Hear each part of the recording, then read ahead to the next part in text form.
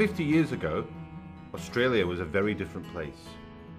50 years ago, Mickey Halliday was the young mother of a child with severe asthma. Physicians ignored it as much as they could and ignored the mothers complaining about asthma. The doctors in the 1950s came out of the university as doctors without any real knowledge of asthma. I felt that nobody cared, and I was totally devastated with their attitude towards me, that I was imagining it, that I was spoiling my child, that I was an over-anxious mother, but they didn't recognise it as a disease. Adrenaline was the only thing they did. If she had a severe asthma attack, she was given a shot of adrenaline. Mickey met Leela Schmidt, also the mother of an asthmatic child, at a picnic in Sydney's Lane Cove Park. So that I met Leela Schmidt and I was had a sympathetic ear to listen to my troubles with Catherine. And then she told me her troubles with Christopher. And I said, well, Leela, how do you feel about setting up a little committee to help asthma? And she thought it was a good idea. The attitude, what the devil is she doing? She's a social butterfly. What's she talking about? She's got no right to be involved in anything like that. I thought there was a job ahead of me, and I was determined to do that job.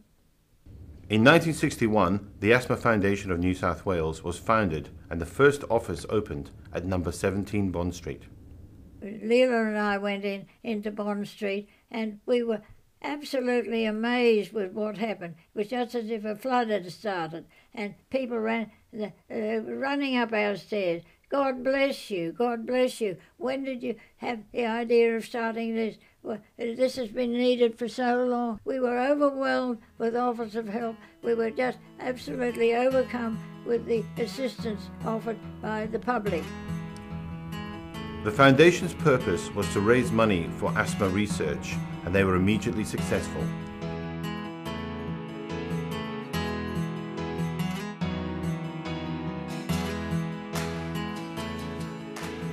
The first campaign, which featured everything from dinner parties to fashion parades and elephant rides, raised £225,000, the largest sum ever raised by an Australian charity at that time.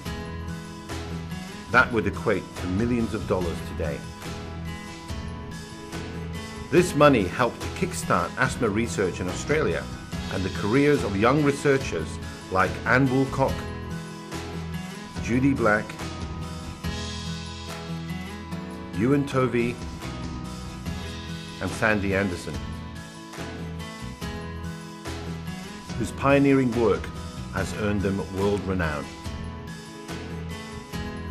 The Foundation is still the largest source of independent asthma funding outside of the federal government, thanks to benefactors like the Neil and Norma Hill Foundation. Each one of these current researchers is standing on the shoulders of the person researching before. But these researchers have saved our lives. Your life, my life, 3 times. Because had we lived in an earlier age, we'd die. The Foundation also started to offer advice about managing asthma and set up the long-running swimming program and asthma camp, which gave much-needed support to many thousands of children.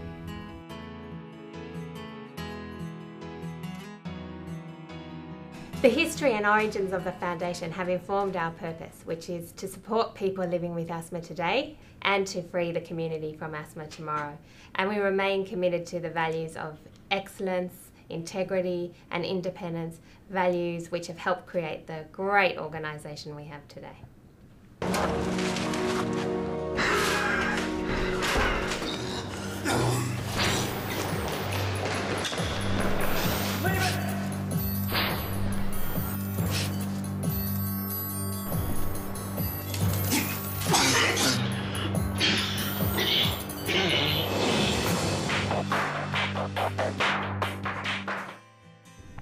Great leaps forward in online communications digital technology and social networking has enabled the Foundation to reach even more consumers in new and innovative ways. Our interactive website enables people to download reliable asthma information, read the latest news, sign petitions and subscribe to daily asthma alerts. The Asthma Information Line, manned by trained health professionals, enables people to get free help and advice about how to best manage their asthma. Asthma Information Line, Bryony speaking. So how often are you using the reliever medication? Okay. We usually say more than 3 times a week is a little bit too frequent. Has he got an asthma action plan?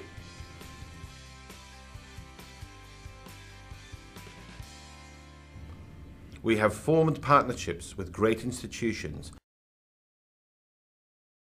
and many extraordinary people who help us tell the 10% of Australians with asthma that they can lead a full and active life if they manage their condition properly.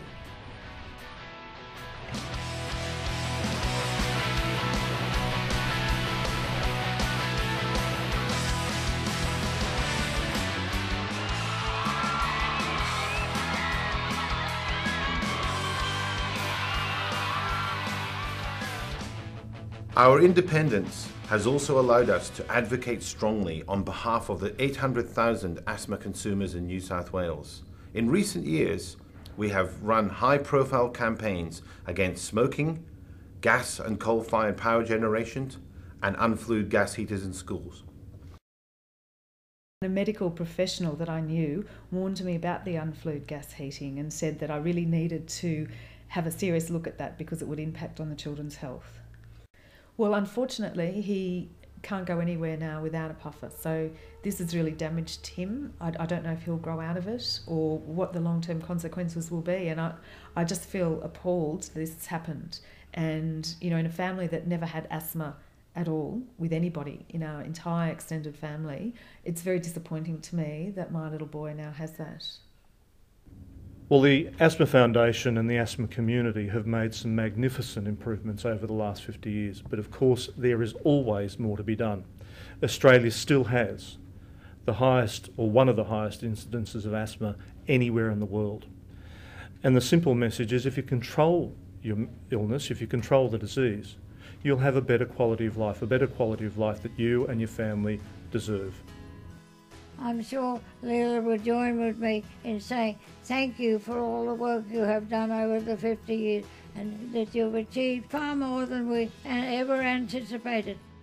Thank you very much for what you have done with our dream and good luck for the future.